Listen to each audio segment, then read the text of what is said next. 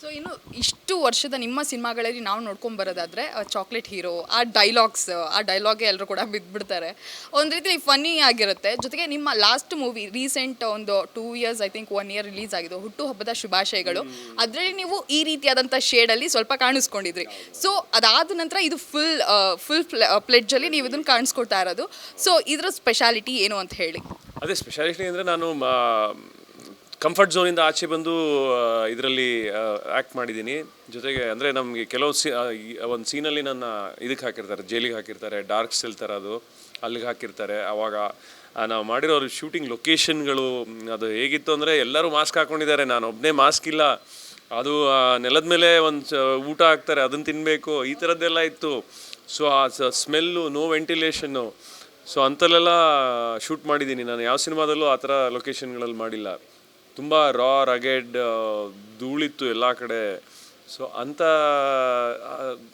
First time ನನಗಿದೆ experience.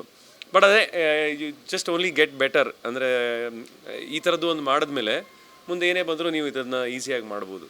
Okay, ನಿಮ್ಮ dialogues ಈ ಸಿನಿಮಾದಲ್ಲಿ ನಾವು ನೋಡೋದಾರೆ ಎಸ್ಪೆಷಲಿ ಮೇ ಬಿ ನಿಮ್ಮ ಜಾಗದಲ್ಲಿ ಬೇರೆ ಯಾರಿದ್ರು ಕೂಡ ಆ ಥರ ಡೈಲಾಗ್ಸ್ನ ಅಷ್ಟು ಫನ್ನಿಯಾಗೂ ಕೂಡ ಅದನ್ನು ಕನ್ವೆ ಮಾಡೋದಕ್ಕೆ ಆಗ್ತಾ ಇರಲಿಲ್ಲ ಅಂತ ಕಾಣುತ್ತೆ.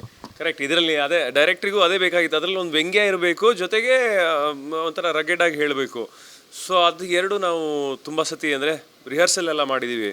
ಯಾಕೆಂದರೆ ಅದು ಡೈರೆಕ್ಟ್ರಿಗೆ ಒಂದು ಪರ್ಟಿಕ್ಯುಲರ್ ಶೈಲಿಲೇ ಬೇಕಿತ್ತು. ಸೊ ಅದಕ್ಕೆ ನಾನು ಸಂಪತ್ತವರು ಹಿಂದಿನ ದಿವಸ ನೆಕ್ಸ್ಟ್ ಡೇ ಮಾಡೋ ಸೀನ್ಸ್ನೆಲ್ಲ ರಿಹರ್ಸಲ್ ಮಾಡ್ತಾಯಿದ್ವಿ.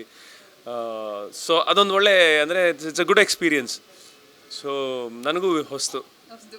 ಓಕೆ, ಸಂಗೀತ ಅವರೇ, ಈ ಇದೆಲ್ಲ ಹೊರತುಪಡಿಸಿ ಈ ಸಿನಿಮಾದಲ್ಲಿ ನೀವು ಮಾಸ ಕಾಣಿಸ್ಕೊಂಡಿರೋದ್ರಿಂದ ಕೇಳ್ತಾ ಇದ್ದೀನಿ, ಲೇಡಿ ಬಾಂಡ್ ಥರ ಕಾಣಿಸ್ಕೊಂಡಿರೋದ್ರಿಂದ ನಿಮಗೆ ಆ ಥರದ ಡೈಲಾಗ್ಸ್ ಯಾವ್ದಾರು ಇದೆಯಾ ಸರ್ ಜೊತೆ ಅಥವಾ ಬೇರೆ ಯಾವ್ದಾರು ಕ್ಯಾರೆಕ್ಟರ್ಸ್ ಜೊತೆ? ಆ ಥರ ಒಂದು ಡೈಲಾಗ್ಸ್, ಮಾಸ್ ಡೈಲಾಗ್ಸ್ ಆ ಥರ ಏನಾರು ಇದೆಯಾ ಅಂತ ಹೇಳಿ? ಇದ್ದಾವೆ, ಆದರೆ ಅದು ಲೈಕ್ ಸ್ವಲ್ಪ ಮಿಸ್ಟೀರಿಯಸ್ ಆಗಿದೆ. ನಾನು ಇವಾಗ ನಂಗೆ ಕೇಳಬೇಡಿ ಪ್ಲೀಸ್ ಯಾವ ಡೈಲಾಗ್ ಅಂತ, ಗೊತ್ತಿತ್ತು ನೀವು ಅದು ಕೇಳ್ತೀರಾ ಅಂತ. ಬಟ್ ಅದು ಹೇಳಿಬಿಟ್ರೆ ನಾನು ಸುಮಾರಷ್ಟು ವಿಷಯ ರಿವೀಲ್ ಆಗುತ್ತೆ. ಅದು ಸ್ವಲ್ಪ ಮಿಸ್ಟ್ರಿ ಇದೆ ಆ ಕ್ಯಾರೆಕ್ಟ್ರಲ್ಲಿ, ಏನಕ್ಕೆ ಹೇಗೆ ಆ ಥರ ಕಾಣಿಸ್ಕೊಳ್ತಾ ಇದ್ದೀನಿ ಅಂತ. And I think somewhere again it's somewhere related to ಒಂದು ಹೆಣ್ಣು ಅವಳಿಗೆ ಇಷ್ಟಪಟ್ಟರೆ, ಅವಳು ಮನ್ಸಾರೆ ಒಪ್ಕೊಂಡ್ರೆ ಒಂದು ವಿಷಯನ ಯಾರಾದರೂ ತುಂಬ ಇಷ್ಟಪಟ್ಟರೆ ಅವಳು ಯಾವ ಮಟ್ಟಕ್ಕೆ ಬೇಕಿದ್ರೂ ಹೋಗ್ತಾಳೆ ಅದನ್ನ ಮಾಡೋದಕ್ಕೋಸ್ಕರ ಅಂತ. ಸೊ ತುಂಬ ಅಫ್ಕೋರ್ಸ್ ಅಂದರೆ ನೀವು ಹೇಳ್ತಿರೋ ಹಾಗೆ ಲೇಡಿ ಬಾಂಡ್ ಟೈಪ್ ಇರಬಹುದು. ಬಟ್ ಆನೆಸ್ಟಾಗಿ ಹೇಳಬೇಕು ಅಂದರೆ ಪ್ರತಿಯೊಂದು ಹೆಣ್ಮಗಳಲ್ಲೂ ಇರುವಂಥ ಒಂದು ಗುಣ. ಈ ಸಿನಿಮಾದಲ್ಲಿ ಮಾರಿಗೋಲ್ಡ್ ಓಕೆ, ಈ ಮಾರಿ ಫ್ಲವರ್ ಸಿಕ್ಕಿದ್ದು ಹೇಗೆ ಅಂತ? ಇದು ನನಗೂ ನಾನು ಇವ್ರು ಜಸ್ಟ್ ಚಾರ್ಲಿ 777 ಅವಾಗ ಮಾಡ್ತಾಯಿದ್ರು. ಸೊ ನನಗೆ ಡೈರೆಕ್ಟ್ರ್ ಹೇಳಿದ್ರು ಚಾರ್ಲಿ 777 ಆ್ಯಕ್ಟ್ ಮಾಡಿದ್ದಾರೆ ಸಂಗೀತ ಅಂತ, ಶೃಂಗೇರಿ ಅಂತ. ಸೊ ನನಗೂ ಯಾಕೆ ಇದು ಬೋಲ್ಡ್ ಕ್ಯಾರೆಕ್ಟರು, ನಾನು ಪಾತ್ರ ರಿವೀಲ್ ಮಾಡೋದಕ್ಕಾಗಲ್ಲ. ಸೊ ನಾನು ಕೇಳಿದೆ ರಾಘು ಅವ್ರನ್ನ ಮಾಡೋಕ್ಕೆ ಒಪ್ಕೊಂಡಿದ್ದಾರಾ ಇದನ್ನು ಅಂತ. ಸೊ ಅವಾಗ ರಾಘು ಅವರು ಹೇಳಿದ್ರು S ಒಪ್ಕೊಂಡಿದ್ದಾರೆ, she is a very good performer ಅಂತ. ಸೊ ಅದೆಲ್ಲ ನಿಮಗೆ ಒಬ್ಬ ನಟನಿಗೆ ಒಳ್ಳೆ ಪರ್ಫಾರ್ಮರ್ ಸಿಕ್ಕಿದ್ರೆ ತುಂಬ ನಿಮಗೆ ಅರ್ಧ ಜಾಬ್ ಈಸಿ ಆಗಿಬಿಡುತ್ತೆ, ರೀಟೇಕ್ಸ್ಗಳಾಗಲ್ಲ. ಜೊತೆಗೆ ನಿಮ್ಮ ಆ್ಯಕ್ಟಿಂಗು ಇಂಪ್ರೂವ್ ಅನ್ನೋದಕ್ಕಿಂತ acting is all about reacting. ನಿಮಗೆ ಚೆನ್ನಾಗಿ ರಿಯಾಕ್ಟ್ ಮಾಡಿದ್ರೆ ನಿಮ್ಮ ಆ್ಯಕ್ಟಿಂಗ್ ಚೆನ್ನಾಗಿರುತ್ತೆ, ನಾವು ಚೆನ್ನಾಗಿ ಮಾಡಿದ್ರೆ ಅವ್ರ ಪರ್ಫಾರ್ಮೆನ್ಸ್ ಹೈಲೈಟ್ ಆಗುತ್ತೆ. ಸೊ ಹೀಗೆ ಅದಿರೋದ್ರಿಂದ ನನಗೆ ಇವ್ರ ಜೊತೆ ವರ್ಕ್ ಮಾಡಿ ತುಂಬ ಖುಷಿ ಆಯಿತು. Because she is dedicated actor, dance ಚೆನ್ನಾಗಿ ಮಾಡ್ತಾರೆ, ಜೊತೆಗೆ ಆ ಡೈಲಾಗ್ ಡೆಲಿವರಿ ಇರ್ಬೋದು, ವೇರಿಯೇಷನ್ಸ್ ಇದೆ. ಸೊ ಅದೆಲ್ಲ ಸಿಕ್ಕಿದಾಗ it becomes easy for you. So ನಾನು ಸಂಗೀತ ಅವರೇ, ನಿಮ್ಮನ್ನು ಲಾಸ್ಟ್ ಟೈಮ್ ನಾನು ಇಂಟರ್ವ್ಯೂ ಮಾಡಿದಾಗ ನೀವು ಹೇಳ್ತಾ ಇದ್ರಿ ವಿಮೆನ್ ಸೆಂಟ್ರಿಕ್, ನನ್ನ ಮೇಲೆ ಒಂದು ಕತೆ ಇರಬೇಕು, ನಂಗೆ ಆ ಥರ ಪಾತ್ರಗಳು ಇಷ್ಟ, ಹಾಗಾಗಿ ನಾನು ವೇಟ್ ಮಾಡ್ತಿದ್ದೀನಿ ಅಂತ.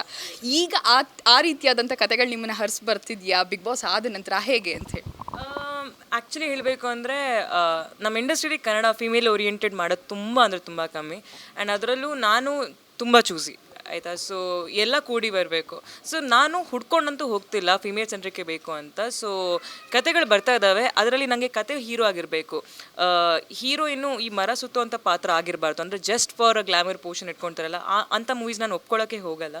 ಸೊ ಡಿಸ್ಕಷನ್ಸ್ ನಡೀತಾ ಇದೆ. ಎಸ್, ಆದರೆ ಫಿಮೇಲ್ ಸೆಂಟ್ರಿಕ್ ಸ್ವಲ್ಪ ಕಮ್ಮಿನೇ ಇದ್ದಾವೆ ಸದ್ಯಕ್ಕೆ, ನಮ್ಮ ಇಂಡಸ್ಟ್ರಿಲಿ ಅಪ್ರೋಚಸ್ಸೇ ಕಮ್ಮಿ ಇದ್ದಾವೆ. So let's see. Yes sir, ಇನ್ನು ಅವ್ರು ಕ್ರಶ್ ಅಂತ ಹೇಳಿದ್ರು, ಕ್ಯೂರಿಯಾಸಿಟಿ ಇದು, ನಿಮ್ಮೆಲ್ಲ ಫೀಮೇಲ್ ಫ್ಯಾನ್ಸಿಗೆ ಬೇಕಾಗುತ್ತಿದ್ದು ಕ್ರಶ್. ನಿಮ್ಮ ಫಸ್ಟ್ ಕ್ರಶ್ ಯಾರು? ಅಥವಾ ಕ್ರಶ್ ಆಗಬೇಕು ಅಂತಂದರೆ ಇದನ್ನು ಹಿಂಗಿದ್ರೆ ಕ್ರಶ್ ಆಗುತ್ತೆ ಅನ್ನುವಂಥದ್ದಿದ್ರೆ ಏನದು ಅಂತ ಹೇಳಿ? ನಾನು ನನ್ನ ಕ್ರಶನ್ನೇ ಮದುವೆ ಆಗಿರೋದು. ನಿಜವಾಗ್ಲೂ ನಾನು ಐಂದ್ರಿತಾ ಜಸ್ಟ್ ಫಸ್ಟ್ ಸಿನಿಮಾ ಯಾವುದೋ ಆಗಿತ್ತು, ಅದ್ರದ್ದು ಯಾವುದೋ ಒಂದು ಇಂಟರ್ವ್ಯೂ ನಡೀತಾ ಇತ್ತು, ಯಾವ ಚಾನಲ್ ಇಂಟರ್ವ್ಯೂ ನಡೀತಾ ಇತ್ತು. ನಾನು ಯಾರೋ ಹೊಸಬ್ರು ಬಂದಿದ್ದಾರಲ್ಲಪ್ಪ ಅಂತ ನೋಡ್ತಾ ಇದ್ದೆ. ಅವಾಗ ಕ್ಯೂಟ್ ಆಗಿದ್ದಾಳೆ, ತುಂಬ ಮುದ್ದು, ಅದು ಕನ್ನಡ ಅವಳಿಗೆ ಸ್ಪಷ್ಟವಾಗಿ ಬರ್ತಾ ಇರಲಿಲ್ಲ ಅವಾಗ, ಇನ್ನೂ ತಪ್ಪು ಕನ್ನಡನೇ ಒಂಥರ ಕ್ಯೂಟಾಗಿ ಮುದ್ದಾಗಿ ಕಾಣಿಸ್ತಾ ಇತ್ತು. ತುಂಬ ಕ್ಯೂಟ್ ಆಗಿದ್ದಾಳೆ, ಗರ್ಲ್ ಫ್ರೆಂಡ್ ಇದ್ದರೆ ಈ ಥರ ಇರಬೇಕು ಅಂತ ನಾನು ಅಂದ್ಕೊಂಡಿದ್ದೆ. ಅದಾದ ನಂತರ ಐಂದ್ರಿತಾ ಕೂಡ ಅದೇ ಅಂದ್ಕೊಂಡಿದ್ಲಂತೆ ನನ್ನ ಬಗ್ಗೆ. ನನ್ನ ಯಾವುದೋ ಒಂದು ಈ ಸಿನಿಮಾ ಇವೆಂಟಲ್ಲಿ ನೋಡಿ ಐ ಥಿಂಕ್ ಬಾಯ್ ಫ್ರೆಂಡ್ ಇದ್ರೆ ಈ ಥರ ಇರಬೇಕು ಅಂತ ನೋಡಿ. ಹಾಗೆ ಅದು ಮನಸಾರೆ ಸಿನಿಮಾದಲ್ಲಿ ಅದೇ ಒಂಥರ ಮ್ಯಾನಿಫೆಸ್ಟ್ ಮಾಡೋದು ಏನೋ ಗೊತ್ತಿಲ್ಲ. ಜೊತೆಗೆ ಇಬ್ಬರಿಗೂ ಇಮ್ಮಿಡಿಯೇಟಾಗಿ ಒಬ್ರನ್ನೊಬ್ರು ಇಷ್ಟ ಆದ್ವಿ. ಸೊ ಹಾಗೆ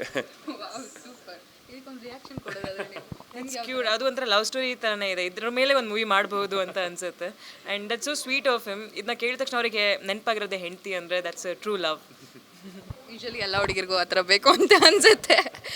ಸೊ ಸರ್, ಇನ್ನು ಫೈನಲ್ ಆಗಿ ಸಿನಿಮಾ 5ನೇ ತಾರೀಕು ರಿಲೀಸ್ ಆಗ್ತಾ ಇದೆ. ಈಗ ನಮ್ಮ ಕನ್ನಡ ಇಂಡಸ್ಟ್ರಿ ಅಂತಂದರೆ ಒಂದು ರೀತಿಲಿ ಎಲ್ಲ ಕಡೆನೂ ಸೌಂಡ್ ಮಾಡ್ತಾ ಇದೆ, ಎಲ್ಲವೂ ಕೂಡ ನಡೀತಾ ಇದೆ. ಒಂದು ಒಳ್ಳೆ ಟೈಮ್ ಅಂತ ಹೇಳ್ಬೋದು ಇದು ನಮ್ಮ ಕನ್ನಡ ಇಂಡಸ್ಟ್ರಿಗೆ. So finally 5th cinema release ಆಗ್ತಾ ಇದೆ. ಈ ಒಂದು ಸಿಚುವೇಷನಲ್ಲಿ ನಿಮ್ಮ ಸಿನಿಮಾ ಕೂಡ ರಿಲೀಸ್ ಆಗ್ತಾ ಇರುವಂಥದ್ದು ಎಷ್ಟು ಖುಷಿ ಇದೆ, ಜೊತೆಗೆ ಏನು ಹೇಳ್ತೀರಾ ನಮ್ಮ ಪ್ರೇಕ್ಷಕರಿಗೆ ಅಂತ ಹೇಳಿ? ಅದೇ ಖುಷಿ ಅಂತೂ ಇದೆ, ಸ್ವಲ್ಪ ಆತಂಕನೂ ಇದೆ. ಯಾಕೆಂದರೆ ಇವಾಗ ಪ್ರತಿ ವಾರ 5-6 ಸಿನಿಮಾಗಳು ರಿಲೀಸ್ ಆಗ್ತಾ ಇದೆ. ಸೊ ಇದೇ ಟೈಮಲ್ಲಿ ಈಗ ಸತೀಶ್ ಸಿನಿಮಾ ರಿಲೀಸ್ ಆಗ್ತಾ ಇದೆ, ಶರಣ್ ಸಿನಿಮಾ ರಿಲೀಸ್ ಆಗ್ತಾ ಇದೆ. ಅವರೆಲ್ಲರಿಗೂ ಆಲ್ ದ ಬೆಸ್ಟ್ ಹೇಳ್ತೀನಿ. ಒಟ್ಟು ಸಿನಿಮಾ ಗೆಲ್ಲಬೇಕು, ಜನ ಥಿಯೇಟ್ರಿಗೆ ಬಂದು ಸಿನಿಮಾನ ನೋಡಬೇಕು. ಸೊ ಹಾಗಾಗಿ ನಮಗೆ ಒಂದು ಭರವಸೆ ಅಂತೂ ಇದೆ, ನಾವು ಚೆನ್ನಾಗಿ ಮಾಡಿದ್ದೀವಿ, ಒಂದು ಒಳ್ಳೆ ಪ್ರಾಡಕ್ಟನ್ನ ನಾವು ಜನಕ್ಕೆ ಇಡ್ತಾ ಇದ್ದೀವಿ ಅಂತ ಒಂದು ಭರವಸೆ ಇದೆ. ಸೊ ಜನ ಹೆಚ್ಚೆಚ್ಚಾಗಿ ಬಂದು ಥಿಯೇಟ್ರಿಗೆ ಬಂದು ಸಿನಿಮಾ ನೋಡಿದ್ರೆ ನಮಗೂ ಸಂತೋಷ ಆಗುತ್ತೆ. ಮರಿಗೋಲ್ಡ್ 5ನೇ ತಾರೀಕು, ಏಪ್ರಿಲ್ 5ನೇ ತಾರೀಕು ರಿಲೀಸ್ ಆಗ್ತಾ ಇದೆ. ಆ್ಯಂಡ್ ಸುಮಾರು ಸಿಕ್ಕಾಪಟ್ಟೆ ಟೈಮ್ ಆದಮೇಲೆ ಆ್ಯಕ್ಚುಲಿ ಚಾರ್ಲಿ ಮತ್ತು ಲಕ್ಕಿ ಮ್ಯಾನ್ ನಂತರ ನಂದು ಮೂವಿ ರಿಲೀಸ್ ಆಗ್ತಾ ಇರೋದು ಕೂಡ. ದಿಗಂತ್ ಅವರು ಅಫ್ಕೋರ್ಸ್ ಅದ್ರಲ್ಲಿ ತುಂಬ ಡಿಫ್ರೆಂಟಾಗಿ ಕಾಣಿಸ್ಕೊಟ್ಟಿದ್ದಾರೆ. ಯೂಶ್ವಲಿ ಅವರು ಲವರ್ ಬಾಯ್ ಕ್ಯೂಟಾಗಿ ಕಾಣಿಸ್ಕೊಳ್ತಾರೆ, ಬಟ್ ಇದರಲ್ಲಿ ರಗ್ಗಡ್ ಆಗಿ ಮಾಸಾಗಿ ಕಾಣಿಸ್ಕೊಳ್ತಾ ಇದ್ದಾರೆ. So it's very different story. ನನ್ನ ಪಾತ್ರನೂ ತುಂಬ ಭಿನ್ನವಾಗಿದೆ. ಥಿಯೇಟ್ರಲ್ಲಿ ಬಂದು ನೋಡಿದ್ರೆ ಎಕ್ಸ್ಪೀರಿಯನ್ಸ್ ತುಂಬ ಡಿಫ್ರೆಂಟ್ ಆಗೇ ಇರುತ್ತೆ. ಆ ಡೈಲಾಗ್ಸು ಅದರದ್ದೆಲ್ಲ ಈ ಫ್ಲೇವರ್ ಆ್ಯಂಬಿಯನ್ಸಲ್ಲೇ ಚೆನ್ನಾಗಿರೋದು. ಸೊ ಐ ಥಿಂಕ್ ಥಿಯೇಟ್ರಿಗೆ ಪಕ್ಕಾ ಆಡಿಯನ್ಸ್ ಇದು, ಅಂದರೆ ಆಡಿಯನ್ಸಿಗೆ ಪಕ್ಕ ಥಿಯೇಟ್ರಲ್ಲೇ ಬಂದು ನೋಡಬೇಕು ಅಂತ ಒಂದು ಫಿಲ್ಮ್ ಇದು. ಸೊ ಎಲ್ಲರೂ ಥಿಯೇಟ್ರಿಗೆ ಬಂದು ನೋಡಿ, ಏಪ್ರಿಲ್ 5ನೇ ತಾರೀಕಿಂದ ಥಿಯೇಟ್ರಲ್ಲೇ. Thank you so much. And ಇಡೀ ಟೀಮ್ಗೆ ಒಳ್ಳೇದಾಗಲಿ, ಈ ಸಿನಿಮಾ ಒಂದು ಒಳ್ಳೆ ಸಕ್ಸಸ್ಸನ್ನು ತಂದ್ಕೊಳ್ಳಿ, ಮತ್ತು ನಾವೆಲ್ಲ ಸಕ್ಸಸ್ ಮೀಟಲ್ಲಿ ಸಿಗೋಣ ಅಂತ ಹೇಳ್ತಾ ಆಶಿಸ್ತೀನಿ. Thank you so much.